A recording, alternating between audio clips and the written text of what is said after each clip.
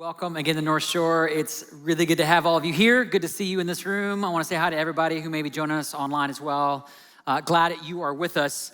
I want to start where Jackie left off with a few words about Easter and Good Friday coming up, because it's a real important season for us, and we just want you to be informed about when things are and what's happening. So real quick, on Friday, April 3rd, Good Friday, we'll have one service here in this room at 6:30. A team is preparing just a really just remarkable experience for us to walk through what the cross is all about. If you ever wonder, like, what is this about, and why does he have to die, and what does it mean? And of course, for Easter to make sense, we kind of have to start here. So I just want to encourage you. It's not just another service. It's a really important part of us together this season. And then, of course, Easter on April 5th, and we've got 4 services at 8, 9:30, 11, and 12:30 p.m. And I just want to make one request. Of course, I know you're all going to be thinking about who you're bringing, and as Jackie reminded you, we have a number of places where you can serve. But one more thing, if you're able, we really love if you call North Shore home and you're able to choose to attend at the 8 a.m. or the 12:30 p.m. Why? Because at 9:30 and 11, this place is going to just be packed and crazy and running out of parking spaces and overcrowded and just so many guests, so many folks bringing people. So if you can come at 8 or 12:30, it will give us a lot of room to welcome people who may be experiencing church for the first time or for the first time in a long time that really need to know what this man Jesus is all about. So that's my request to you now. If you can't make those 2 services, that doesn't mean you can't come at all. So yes, you can come to the other ones. Especially if you're bringing a guest with you, or if you're gonna make a large donation, you can do that as well. And I'm just kidding, don't do that. But those are services that would really help us a lot. So let me pray and we'll jump into the message. Jesus, thanks so much for just the work you're doing in our lives and in our church, and the work you wanna do today, that you've brought each and every one of us here to this space right now for a reason. And you have words for each of us. That we need to hear, words that may be challenging, but I know will be encouraging if we're hearing from you. So open our ears to your word and to your Holy Spirit as we walk through the scriptures today. And we pray this in your name, amen. So as some of you know, I drive an older car. And by older, I mean there's no screens, there's no blind spot monitoring, there's no like smartphone integration. The most advanced feature in my car is a tape player. And if you don't know what a tape is, find someone who's over 40 and you can talk to them and they'll explain what it is. But I've been driving this car for 24 years. Honestly, I've grown pretty attached to it. But as anyone who has an older car will tell you, keeping it running requires more than just kind of love and ongoing maintenance. At times, it's gonna require significant repairs because valves are gonna leak and gaskets are gonna break and belts are gonna fail. By the way, I have no idea what any of those things are, but when my car needs repairs, I have to take it to a car repair expert who can correctly diagnose the problem. In fact, I had to take my car in just over a week ago, and it was making this kind of apocalyptic screeching noise that was waking our neighbors, and they were able to repair it, kind of further extending the life of this really old car. Though I will say, when I picked up the car, the technician said, "See you soon." And I was like, do you know something about the car that I don't know? But he's probably right, because it's an older car. And here's the thing, the longer it runs, the more repairs are needed. But it got me thinking about how cool it is that we live in a day where so much of our stuff can get fixed. You know, it can be repaired. You know, cars, appliances, furniture, clothing, even our bodies can be surgically repaired in almost miraculous ways in our day. But then again, as enlightened and technologically advanced as we are, there's actually no same-day repair shop you can visit when it's a relationship that's broken. There's no simple instruction video to watch when there's been a personal betrayal or when trust gets broken. Maybe with a spouse or former spouse, maybe with a parent or sibling or adult child, maybe a friendship that ended badly or a partnership that's broken down, or even if you're in a healthy relationship, but it just has a lot of miles on it, because just like my car, the longer a relationship goes, the more repair is needed. So here's our question for today. What do you do when it's a relationship that's breaking down in your life? What do you do when a mistake gets made or a lie gets told or there's trust that gets broken? What do you do when one person wants to repair but the other person wants nothing to do with it? What do you do when what's broken feels simply unrepairable? And as I say all this, I know this is the kind of stuff that gets real personal for us. And so it's one of those messages that's gonna strike a chord for all of us in some way. And there's probably a person or persons in your life that's gonna come to mind. And I just wanna ask you to hold those people in your heart and in your mind as we walk through this. And maybe even if you're brave enough, say, God, what are you calling me to do around these relationships in my life? As most of you know, we've been in this series on God's plan when life doesn't go as planned. We're walking through the life of this man in the Bible named Joseph, who, as you now know, if you've been around the last few weeks, he lost his family, his security, his future. And here's the thing, it wasn't because of some like tragic accident that kind of happened to him. It wasn't like a natural disaster kind of thing. It was because of relationships, failed ones, right? Personal betrayal of trust, his own brothers selling him as a slave, which of course leads him to be displaced in Egypt and wrongly accused and thrown into prison and basically forgotten for 13 years. So we've watched Joseph, because of those family relationships, experience the lowest of lows. He's been part of what we've been calling the fellowship of the shattered dream. Only to discover last week that God had a different dream for his life, right? Pharaoh puts Joseph in charge of the entire nation of Egypt. And you would think, this is a fitting place to end the story and just keep moving. But here's the thing. God's plan was never just about restoring Joseph's circumstances.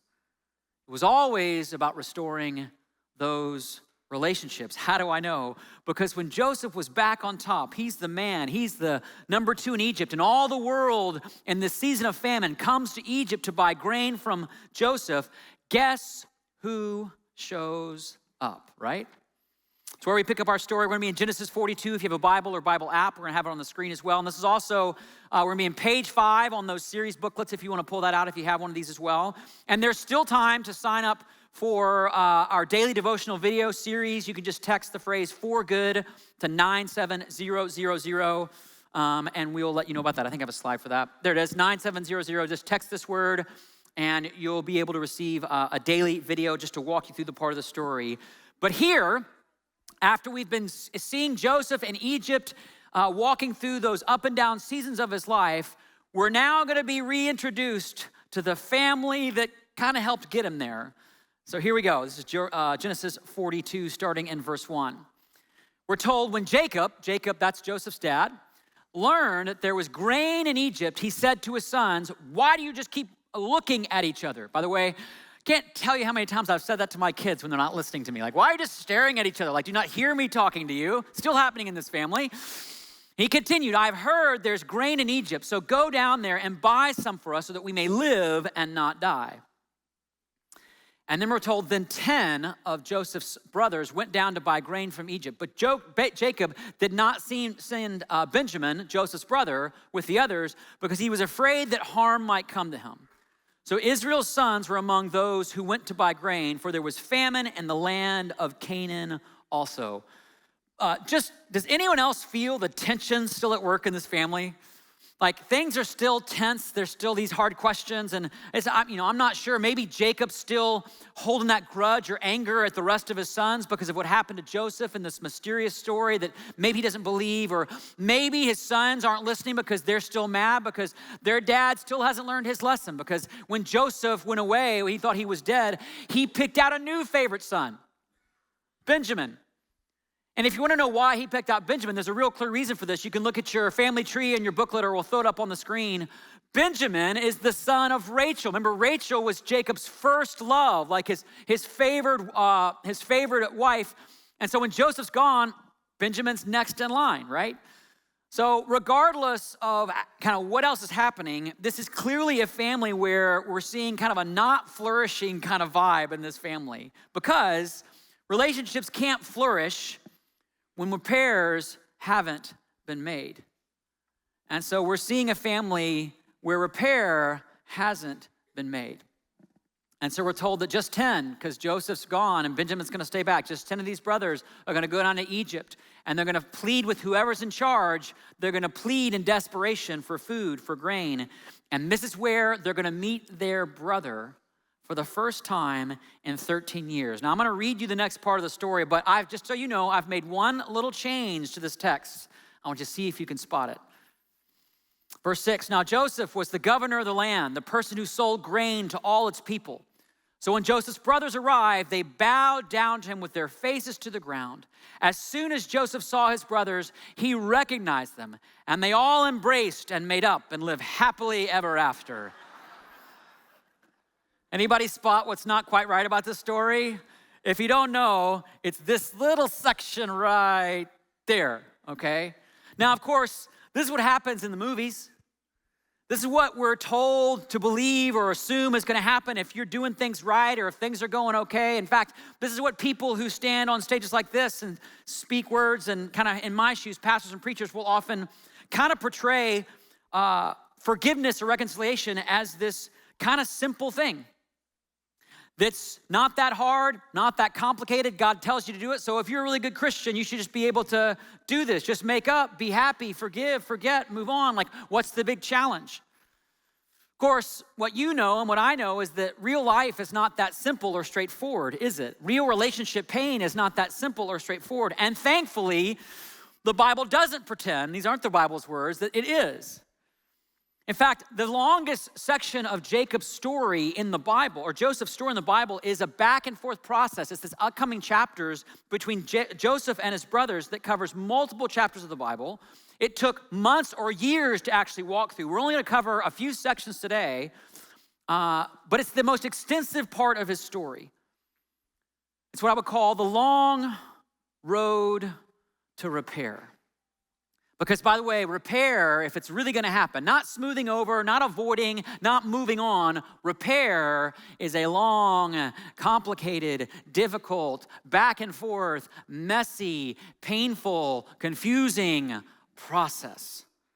Let's look at what happened here in the story. This is what it really happened. It says, as soon as Joseph saw his brothers, he recognized them, but he pretended to be a stranger and spoke harshly to them. Where do you come from, he asked. And of course, they're maybe taken aback. Let's see what they do next. From the land of Canaan, they replied, to buy food. That's why we're here. Although Joseph recognized his brothers, they did not recognize him, which of course he would have known and noticed. But then we're told he remembered his dreams about them and said to them, you are spies. You have come to see where our land is unprotected. Now, part of what I want to call out here, and part of the reason for Joseph responding in such a harsh way, if you think about it, this is just a natural emotional response to finally seeing that person or persons that hurt you from the past. And of course, we've all had moments like that in our lives. You know, maybe it's running into that ex at the grocery store, or you're at work and your boss gives you some feedback and it brings up memory of how you were corrected by your parents and suddenly you feel like you're 8 or 9 years old again. And it's these moments in life that are like emotionally triggering, right? And not only are those real moments for us, those moments remind us of the myth that time heals all wounds. Anybody ever heard that phrase before? Time heals all wounds, which is a bunch of something I can't say in a church service, okay? Time, it creates space, it allows emotions to cool, but here's the thing, time doesn't heal your pain. It just buries it away for a while, only to come up later when it gets triggered or relived. And so Joseph here, at least part of him, he's seeing his brothers and he's reliving the pit and he's reliving the prison. He's reliving the pain. And now, here's the wild thing, he can do whatever he wants to them. Ever have kind of like almost a revenge fantasy about somebody when you've been hurt or wronged, and so in your mind you dream of all the things you would say or all the things you would do if you had the upper hand or if you had the opportunity. And Joseph's had 13 years of time to sort of imagine or fantasize what he's gonna say, what revenge he can have. Anybody? I'm not gonna ask for a raise of hand. Anybody else ever experienced this, right? It's kind of a goofy illustration. This past week, when they closed the 405, not far from here, I got stuck in this long line of traffic where they basically were moving all these lanes down to one lane. And I was waiting forever in this long line of cars when you know what happens. This other car comes racing down the side lane all the way to the front and then merges in front of everybody else. Anybody know these kind of drivers, right? Some of you are these drivers, okay? And we have people that can pray for you after the service, okay? So he does this, and I had this little revenge fantasy moment where I literally had this thought, like, I hope there's like a traffic purgatory for you where you're stuck in line for, centuries, whatever. And then I kid you not, the next day, I'm actually in the same spot, but I'm in a hurry. So you know what I do? I go all the way to the front and I cut everybody off. And my thought in that moment was, I'm so glad God is gracious and forgiving and slow to anger and abounding in love. And I should have been struck down in that moment, honestly, but he spared my life, I guess. Anyway, Joseph is in this moment where he's had 13 years of imagining what he'd do to get back or have vengeance or tell them what's on his mind or show them the truth. And he could do anything he wants, but then something really remarkable happens. At the very moment when his brothers are the most vulnerable, we're told he remembered his dreams about them. Now, if you remember back to the very beginning of the story, of course, part of what got Joseph in this mess in the first place was, remember his dream of imagining his brothers bowing to him. And now he sees them on the ground bowing to him. And suddenly it clicks. He realizes, oh my goodness, how naive I was. That dream was never about my brothers worshiping me. That dream was a picture of this moment when they're here and what's true. They're not worshiping Joseph. They're desperate. They're in need. They're vulnerable. They have no idea it's him. In fact, a little later in the story, Joseph's going to basically express this realization that he understands now that God didn't abandon him to his brothers. God sent him ahead of his brothers so he could not just save their lives, but now he realizes, oh my goodness, this whole story, this whole journey is really about how he can restore these relationships. Of course, if those brothers are willing to walk through it with him.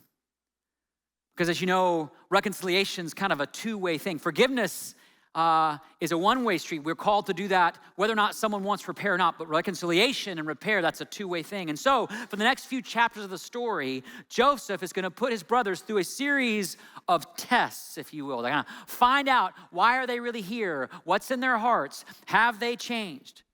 And just to name it, these steps are not like a series of steps that if you follow over the next 3 days, everything in your life's gonna work out perfectly. Okay, that's how you fix a toilet, not a person, all right? That's not how you fix people, all right?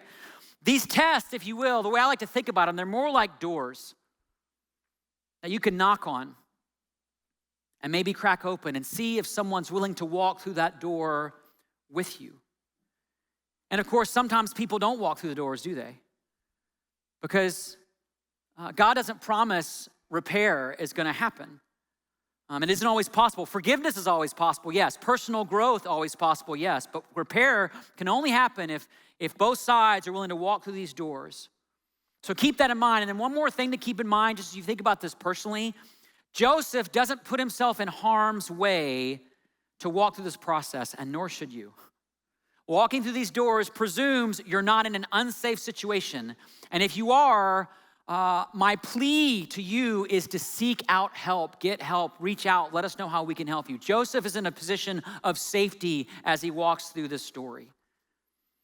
But he begins here in this part of the story with what I'll call the first test, or the first door he's gonna knock on, or they're gonna walk through, and it's the door of truth. The door of naming reality, if you will.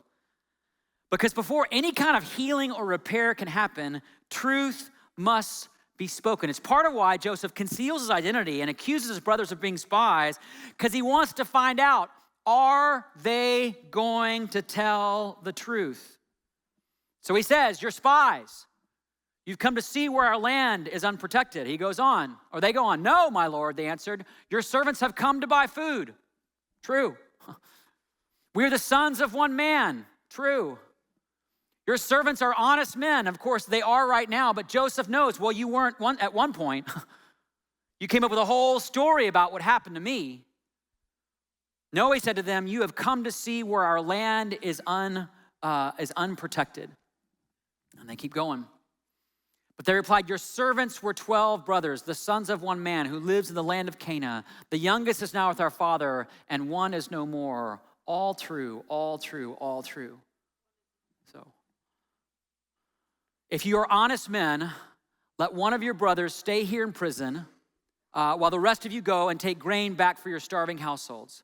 But you must bring your youngest brother to me so that why? So that your words may be verified. Are you going to walk through the door? Are you actually going to be honest?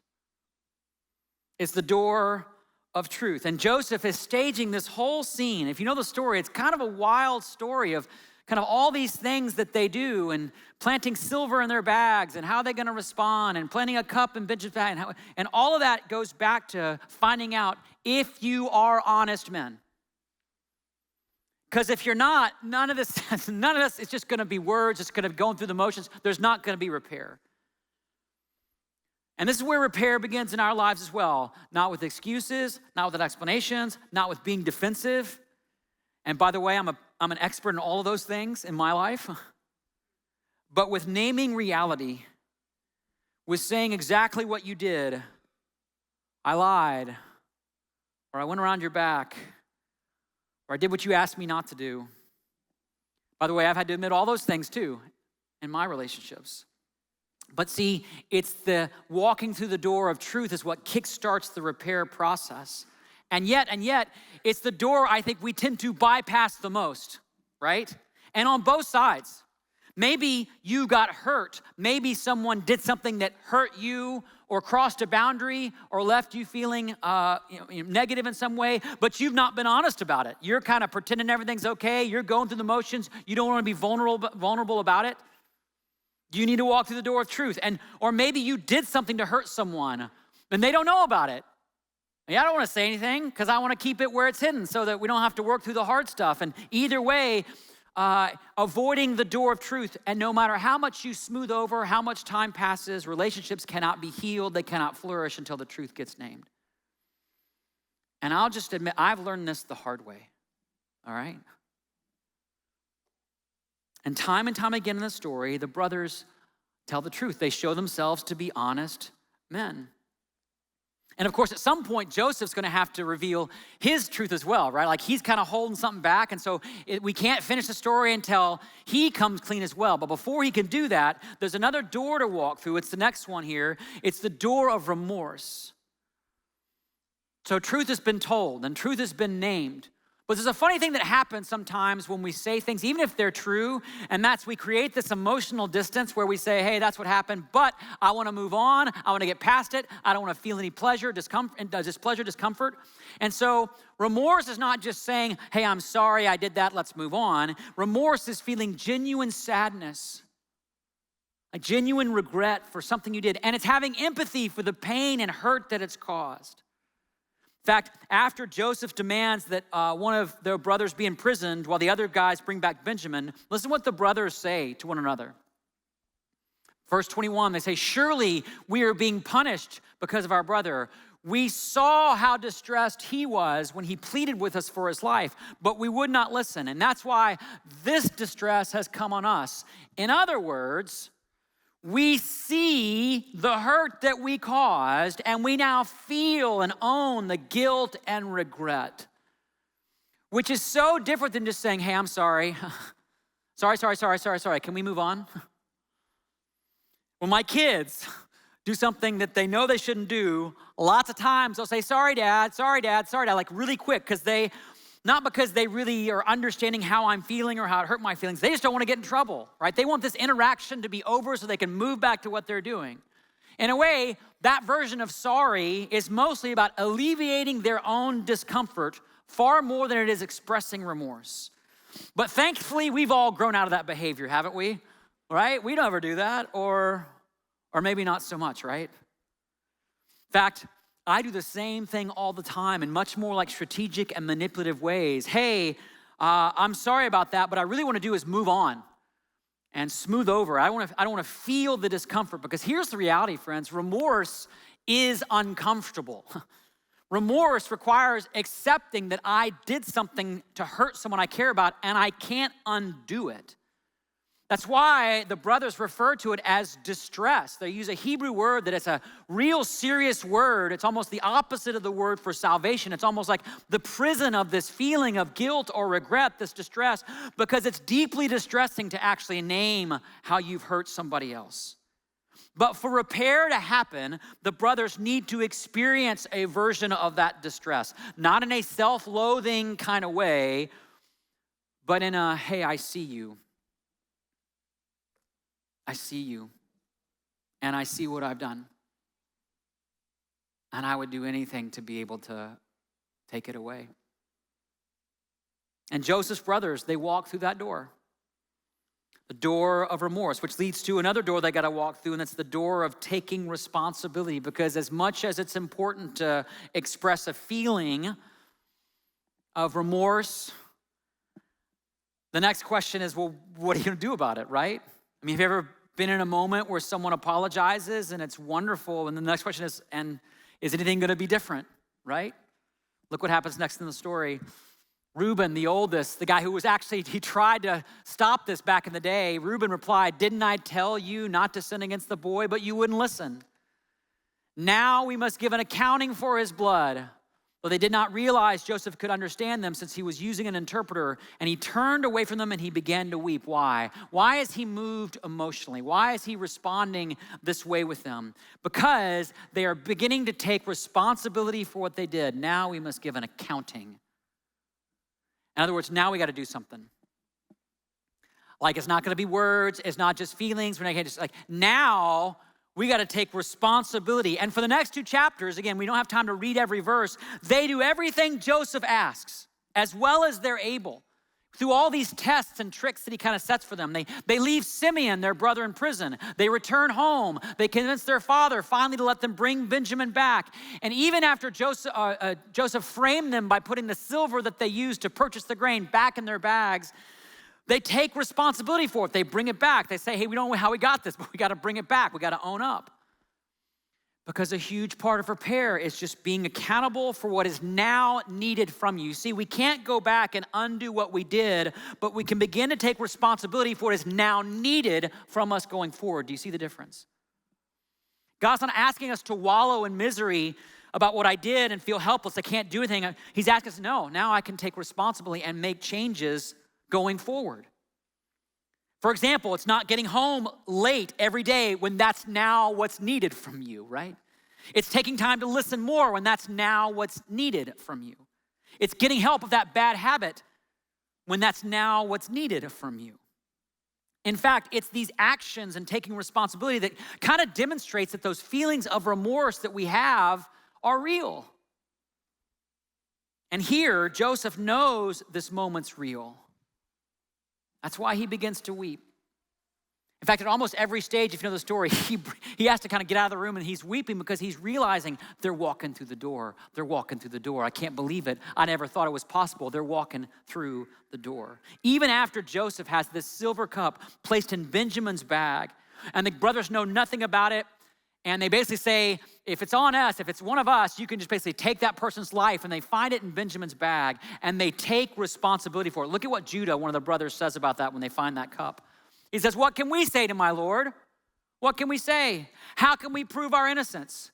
God has uncovered your servant's guilt. We are now my Lord's slaves. We ourselves and the one who is found to have the cup. In other words, we're going to take responsibility. We're going to own it. We're going to change our lives. They've been living a life of avoidance.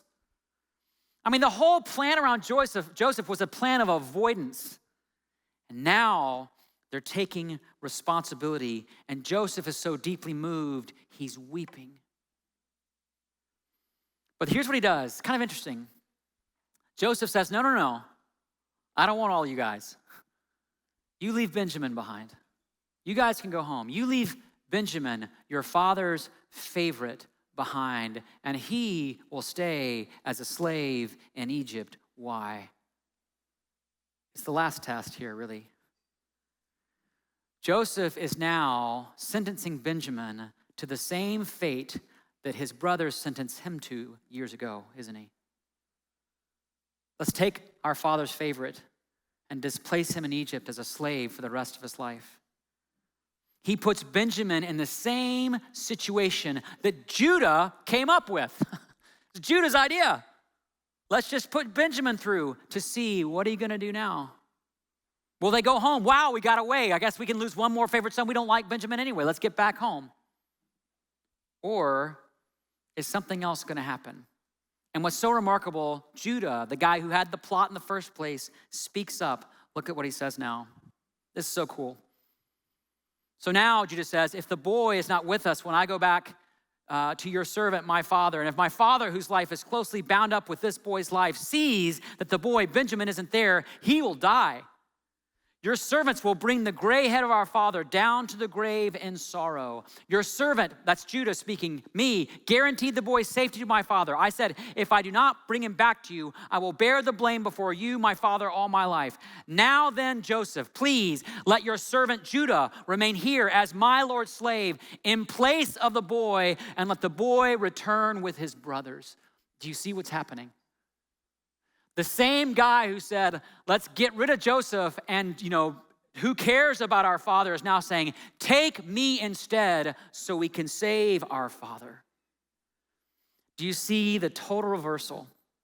And can you imagine for a moment what it was like for Joseph to finally hear these words?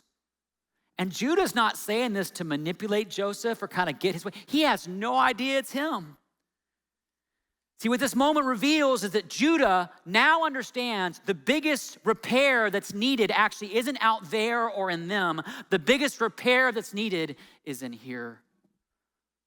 It's in you and in me. It's Judah being able to say, even if you don't forgive me or this can't be fixed, I'm gonna be the kind of person God calls me to be. This is the final door we walk through on the road to repair. It's the door of repentance. And just so you know, that word kind of gets used in church circles in kind of funny ways. This is not just not doing the wrong thing anymore. This is actively becoming the kind of person God calls you to be regardless of the outcome. Because you see, the climax of the Joseph story here isn't Joseph revealing who he is. It's a powerful moment we'll see in a moment. The climax of the story is Judah finally becoming the man he was supposed to be from the beginning. And this is what makes repair possible. When we surrender our need to be right, be in control, have all our relationships look just the way we want, and we walk through the door of truth and remorse and responsibility. When we do that and surrender the outcome, here's the thing, God can heal just about anything. Look what happens in the story. Then Joseph said to his brothers, gosh, can you imagine these words after 13 years? Come close to me. Whew. Come close. This is repair, by the way. Come close. And when they had done so, he said, I am your brother Joseph, the one you sold in Egypt. And now you don't need to be distressed anymore. Let's take that away. And you don't need to be angry with yourselves for selling me here, because it was to save lives that God sent me ahead of you. God's always had a plan in mind. And then get this, it says he threw his arms around his brother Benjamin and wept. And Benjamin embraced him weeping, and he kissed all his brothers and wept over them. And afterwards, I love this, his brothers talked with him. Doesn't sound like a climatic statement. This is big time because they hadn't talked in 13 years. Ever gone years and years without talking to somebody? And the power of an embrace and a hug and a conversation. This moment reminds me of that story that Jesus told of the prodigal son that comes home, and he's basically he's telling the truth and showing remorse and willing to take responsibility. But what does his father do? His father comes close and he pulls him in and he hugs him and he weeps and he kisses him. That's reconciliation, and that's God's heart for our relationships. And no, it's not easy. No, it's not simple. No, it's not without cost. And as we know, it takes both sides, right? Which is so easier said than done. I mean, some of you are in a situation where you want to repair so deeply and the other person doesn't. And maybe you've tried, but it's not helped. Or maybe you're carrying guilt and regret for something you did. Or maybe all this just sounds impossible and ridiculous. because what you've experienced in your life just feels unrepairable. So then, how did Joseph know how to do this? Is my question. Like, how did he actually know how to do this? Well, to answer that question, we have to go a little bit back further in the story. Before Egypt, before he was sold as a slave, before the coat of many colors, before his family settled in Canaan. See, Joseph's father, Jacob, had a brother too, a man named Esau. Some of you know that name. And when Jacob and Esau were younger, Jacob stole Esau's blessing and birthright. He stole plan A from his own brother's life. And then Jacob ran away, and 20 years passed. He started a family, and then God called Jacob to return home. And he was terrified to see Esau again. Of course, he screwed up his life, and he feared for his life. And then Esau comes out to meet him, and we're told, look at this. This is back in Genesis 33. Jacob looked up, and there was Esau coming with 400 men. Boy, Jacob has to be terrified at that. So he divides the children among Leah, Rachel, the two female servants. He put the female servants and their children in front, Leah and their children next, and guess what? Rachel and the only kid who's named, Joseph, in the back. Joseph is gonna watch all this play out. Jacob himself went on ahead and bowed to the ground. You've seen that before? 7 times as he approached his brother. But guess what? Esau ran to meet Jacob, and he embraced him, and he threw his arms around his neck and kissed him, and they wept. Does this sound familiar to anybody else? Joseph didn't reconcile by accident. He was given an example to follow by his uncle's behavior for his dad. By the way, parents, this is one of the reasons why how we repair is so important. Kids are watching, aren't they? Now, I know what some of you are thinking. Well, I didn't have that example in my home, and maybe you didn't. Or you're thinking, my situation's just totally different, and I'm sure that it is. I mean, some of you walked in today carrying a relationship that feels maybe so broken, maybe beyond repair. Somebody hurt you, somebody betrayed you, somebody rejected you. Or maybe, if you're honest, you're carrying an even worse pain, which is the pain of having done that to somebody else. I know from my life, I've been on both sides of these doors. I've been the one who needed to own up, who needed to feel remorse, who needed to take responsibility, who needed to become a different kind of person. And by the way, you can ask Nina, Nora, and Jude all about that. They know all about me being on this side of those doors. But I've also been on the other side, waiting to see, are they gonna own it? Are they gonna feel any regret? Are they gonna take any responsibility? Are they gonna become a different kind of person? And I've had to learn the hard work of learning how to forgive when these things don't happen, as many of you are walking through moments like that now. But I've also learned no matter which side of these doors I'm on, here's what I know. I still have an example to follow, and so do you. And his name is Jesus. And he came down from heaven, and he walked the long road of repair all the way to the cross, the great repair center of our world, not just for my sin, but for theirs. And here's the thing today, friends. He's not asking you to fix everything. You can't. He's asking you to open the door of your heart to him. Because you can't repair what's out there until you let him in here to let him repair what's in here. And so to close today, we're going to actually go to the great repair center of the universe, to the cross, through an experience we call communion. So there's a little chair, a little cup in your chairs. I want you to grab that little cup out. It's either on your feet, up in that chair, grab that cup. Here's the thing about communion. It's not just a ritual. This moment we're gonna walk through is a reminder that when our relationship with God was broken, we could not repair it. But Jesus did. And he took on not just saying, I forgive you, he took on the cost of forgiveness and made repair with him possible. But here's the thing about repair, guess what? It's a two-way street, isn't it? Forgiveness has been offered, it's been promised on the cross, he's done the work, but repair requires what? We gotta walk through the door with Jesus. The door of truth. I'm a sinner, I've messed up, I've made mistakes, I've fallen short. The door of remorse. Jesus, I know what it's cost you and the people around me, these choices I've made, the actions I've taken. the door of responsibility. I want to trust you and give my life to you and follow you and become the kind of person that you want me to be. And that door of repentance saying, even if I can't control how they respond, even if it doesn't get fixed out there, Jesus, keep working in me. I want to become the kind of person that trusts you no matter what. And when we take this cup, the bread and the juice, the symbols of his body and blood, we're committing to walk through these doors. Not to earn his forgiveness, he's done it. But to begin the process of the repair work that needs to happen in here so we can do that repair work out there that's so needed, isn't it, right? So I want you to do this. Just take that cup, open up the side that's got the bread in it. Take out the bread. This bread represents the body of Christ given for you on that cross. And right now, I want you to think of this symbol as a symbol that nothing in you is unrepairable. You can be forgiven. So let's take the bread. And then having done that, you can turn that over and take the cup. And that juice represents Jesus' blood, which was shed, not just to make us right with God, but to give us an example for our relationships and how we can seek repair in them. Even if repair isn't wanted, how we can offer forgiveness to others. So as you take the cup, I want you to think about what side of this you may be on in your relationships and which one of these steps you need to take, and see the cup as a commitment. Jesus, I'm gonna take that step this week. Let's think about that step, take that cup. Committing to be people following Jesus' example. What you can't repair, he can. When we walk through these doors, the promise is he will. If not in them, in you. So let's take a moment and pray. Jesus,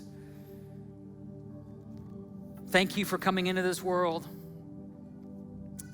Thank you for knocking on the door of my heart, for knocking on the door right now. You're doing it again, as you always do. Jesus, I just want to name there's stuff in me that feels unrepairable. And there's pain that I feel like I'm carrying from what feels unrepairable in terms of stuff I've experienced or has been done to me. This is hard. This work is really hard. And I know it was for Joseph, and I know it is for everybody in this room. But Jesus, you didn't just give us an example to follow. You actually did the repairing yourself on the cross, where the work of forgiveness was finished. So we can receive forgiveness from you right now. And if you need that forgiveness right now, if you're carrying the guilt and regret of something you've done, you need to know you can be forgiven. You are forgiven. You just tell Jesus, I want to receive that from you right now. You can receive it. Ask for it. It just takes, like his brothers, bowing on the ground, surrender. Just ask for it. Desperate, vulnerable, needy, ask for it. He'll give it.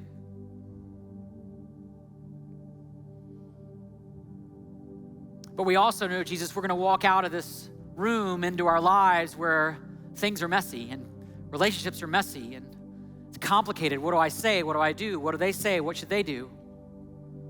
So I pray that you give us the courage to take one of these steps this week, to knock on or walk through one of these doors this week, today, knowing we can't guarantee repair is going to happen, but we can do our part to become the kind of people that you want us to be, examples of how your great repair miracles happen. And so I want to pray all over all the steps that are going to be taken this week. I want to pray just for the conversations, the interactions, the confessions, the moments. I pray for your favor and blessing on every step that's taken as we trust you. Jesus, make a way where there is no way. Repair that fracture that feels impossible to repair. You can do it. You can do it. You can do it. We believe in you. Help us trust you this week as we do this really difficult work.